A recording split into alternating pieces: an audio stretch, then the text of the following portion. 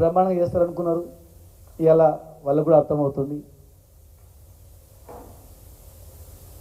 ఏ అంశాన్ని చూస్తే కూడా మీరు చూస్తుంటే మనం బాధ అనిపిస్తూ ఉంటుంది. ప్రతి అంశంలో ఆ రోజు తెలంగాణలో పోటీ మీద పోతుండే. వ్యవసాయము దేశంలో అందరికన్నా ఎక్కువ, వరి పండికాలు ఎక్కువ, ఫ్రీ కరెంటు ఇక్కడనే, ఇంటింటికి మంచినీళ్ళు ఇక్కడనే, అట్లా గ్రేడింగ్లో పోతుంది. ఇప్పుడు డౌన్లోకి పోతుంది. ముఖ్యంగా కొన్ని అంశాలు ఈరోజు నేను ఒక రైతులలో పాల రైతుల గురించి మాట్లాడతాను. నేను ప్రధానంగా పాడి పంటలు అన్నారు. పాడి పంటలు అంటే పాడి పరిశ్రమ కూడా అగ్రికల్చరే.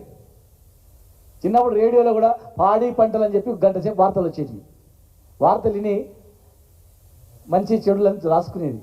కానీ రాను రాను ఏమైపోయిందంటే ఆంధ్రప్రదేశ్ ప్రభుత్వంలో పాడి పరిశ్రమ, పాడిని సపరేట్ చేసిండ్రు, పాడిని సపరేట్ చేసిండ్రు, పంటలు సపరేట్ చేసిండ్రు. పంటలలో కూడా మళ్ళీ రకరకాలు చేసుకుంటూ పోయారు. సెరికల్చర్ అని, ఆ కల్చర్ అని, ఈ కల్చర్ అని మొత్తం విడగొట్టేసింది. ఈరోజు పాడి పరిశ్రమ చూస్తే ఒకప్పుడు రైతులకు ప్రత్యామ్నాయంగా ఇన్కమ్ ఇది. ఒక రైతు 5 ఎకరాల పొలం ఉంటే, 2 ఎకరాల పొలం ఉంటే ఒక 5 బర్రెలు పెట్టుకునేది, ఒక 5 గొర్రెలు పెట్టుకునేది, మేకలు పెట్టుకునేది, కోళ్ళు పెట్టుకునేది, కోళ్ళు అమ్ముకునేది, కంట్రీ కోళ్ళు. అదేవిధంగా పాలు పోసుకొని బతుకుదెరువు. పంటలు ఒకవేళ పండగపోయినా పాల ద్వారా రోజు గడిచేది. ఆ బర్రెలు ఆవులు పెండ ద్వారా ఎరువులు, కృత్రిమ ఎరువులు కూడా తయారు చేసుకునేది. వర్షాకాలం వస్తుందంటే చేనులకు ఎరువు కొట్టుకునేది కృత్రిమంగా. ఈరోజు గత 9 సంవత్సరాలుగా మా పాడి పరిశ్రమ ఎక్కడ పోతుంది? మేము ఉన్నప్పుడు ప్రతి 15 రోజులకోసారి పాలు పోసినటువంటి వాళ్లకు డబ్బులు ఇచ్చేది. మరి ఈరోజు 4 నెలలకోసారి ఇచ్చిర్రు. మరి ఇప్పుడు 4 నెలలైంది. 4 నెలలైనా పాలు పోసే పాలు రైతులకు డబ్బులు ఇవ్వకపోతే మరి ఆ రైతు ఎట్లా బతుకుతాడు? బర్లకు ఆవులకు దాన ఎక్కడి నుంచి కొనేస్తాడు? పాల ఉత్పత్తి ఏమైనా నష్టం వస్తుందా? పాలు గిరాకీ లేవా? ఒక హైదరాబాద్లోనే 30 లక్షల లీటర్లు అవసరం ప్రతిరోజు. కానీ ఇలా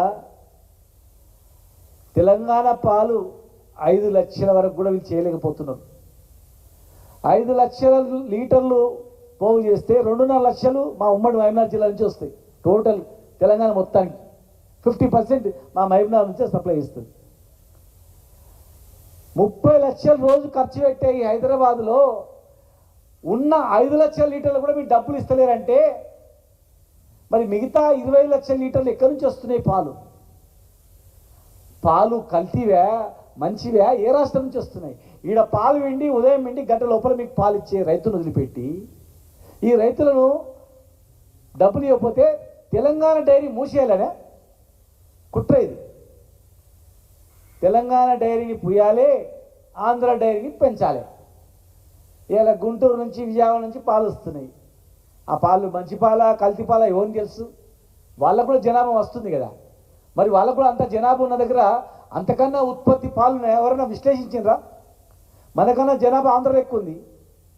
మరి వాళ్ళకు కూడా 1,00,000 లీటర్లు అవసరం కదా. మరి ఆ 1,00,000 లీటర్లు అవసరం ఉంటే వాళ్ళకి సరిపోని ఉత్పత్తి ఉందా? లేదు. మరి సరిపోని ఉత్పత్తి లేనప్పుడు ఆంధ్ర పాలు 25 లక్షల లీటర్లు ఇతర రాష్ట్రాల నుంచి ఇక్కడ ఎట్లెక్కించి వస్తున్నాయి? ఆ పాలు ఏం పాలు? అంతకుముందు టీవీలో యూరియాతో తయారు చేస్తున్నారు, పౌడర్తో తయారు చేస్తున్నారని చెప్తున్నారు. మరి వీళ్ళకి క్యాన్సర్ రోగాలు వస్తున్నాయి, రకరకాల జబ్బులు వస్తున్నాయంటే పాల నుంచి కూడా, కల్తీ పాల నుంచి కూడా క్యాన్సర్ వస్తుందని చెప్పి డాక్టర్లు చెప్తున్నారు. మరి ఆ పాలు కల్తీ పాలు తెచ్చి హైదరాబాద్లో దాపుతున్నారు. ప్రజల ఆరోగ్యం విషయం ఇది.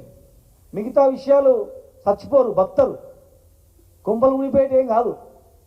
కానీ ఇది కొంపలు మునిగిపోయేటివి, ప్రాణాలు పోయేటివి. చిన్నపిల్లలు తాగుతారు ఈ పాలు. ఇవాళ పుట్టిన పిల్లలు కూడా ఈ పాలు పోస్తున్నారు, ఈ పాలు తాపుతున్నారు. విషపూరితమైనటువంటి పాలు దాపి ప్రజలను ప్రాణాలు పోగొట్టడానికా మీరు ఇతర రాష్ట్రాల డైరీని ప్రోత్సహించడం, తెలంగాణ డైరీని బొందబెట్టి ఆంధ్ర డైరీని పైకి లేపడానికా? మేము కొట్లాడి తెచ్చుకున్న తెలంగాణ డైరీని పూర్తి చేయడానికి